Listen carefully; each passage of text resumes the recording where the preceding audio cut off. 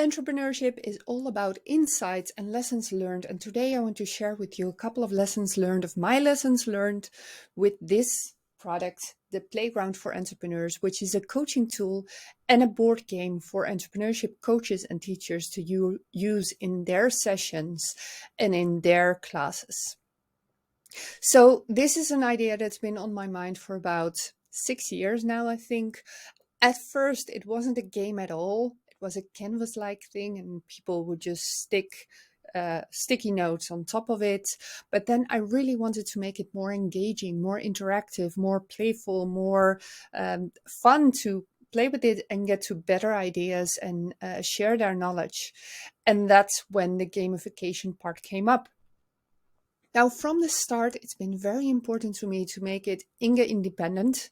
So not depending on me being in the room and guiding people, but really a very accessible tool, a very useful, impactful tool for entrepreneurship coaches to use and really basically very accessible for people. So that's why a lot of playtesting, of course, I was involved and I was leading the playtesting at the beginning, but then very soon I tried to have other coaches playtest it, just so that we would get their feedback on their use of it in their sessions and their classes. So that was a very important point for me. Now, the first lesson learned that I would like to share is that entrepreneurship is not about winning from others.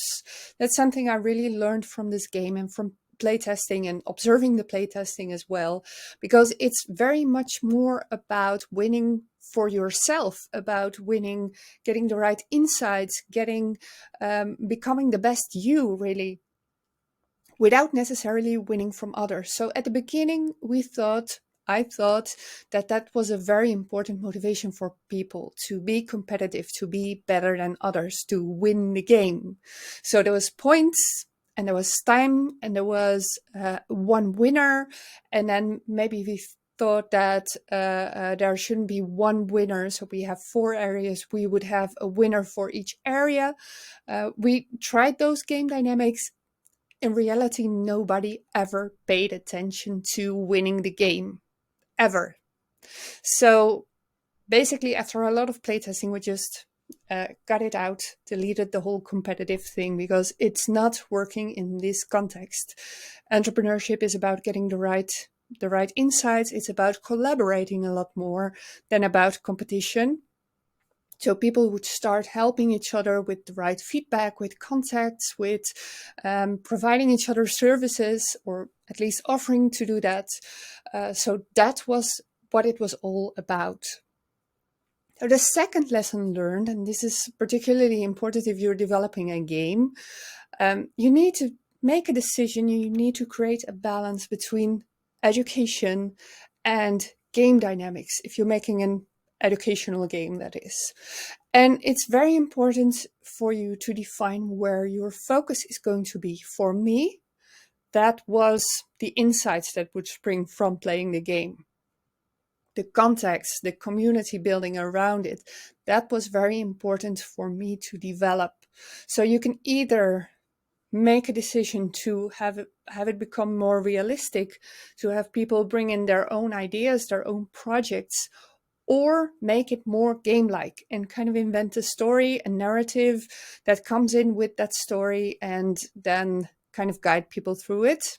Then the educational and especially the insights part on their own ideas and projects is not going to be that strong.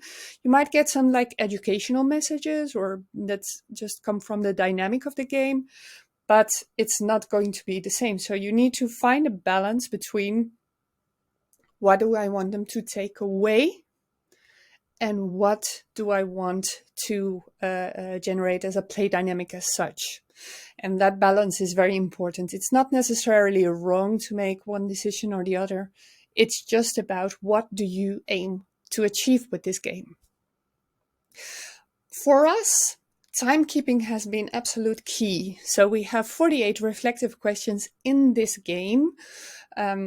That's a lot of content and that's a lot of reflection and a lot of stories people can tell that happen to them with these topics and these reflections. So timekeeping has really been key, and we've developed different timekeeping dynamics actually to achieve different goals with participants or with students. Now, that's been very important, and that's been a challenge really, because the first playtesting session we didn't have the timekeeping, and I think we spent 2 hours answering 6 questions all in all, between all participants, 6 questions. That's just too little questions and too much conversation in order to be able to call it a game, actually. So then we changed that with a couple of other dynamics to make it a bit more dynamic, a bit more interactive, keeping the value per minute high. And we found that the moderation in that sense is really important, because you can't sit still as a moderator and you need someone to moderate. Otherwise, it's not going to work and people are just going to talk too much or feel uncomfortable with the dynamic that's being used.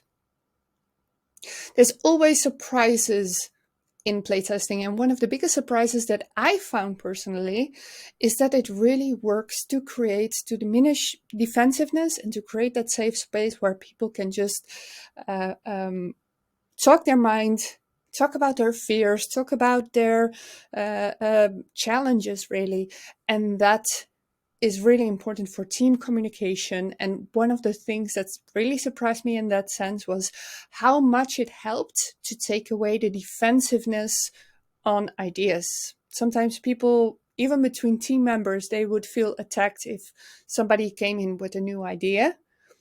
The game aspect just takes that away, because you're supposed to come up with crazy ideas and you're supposed to come up with complementary ideas.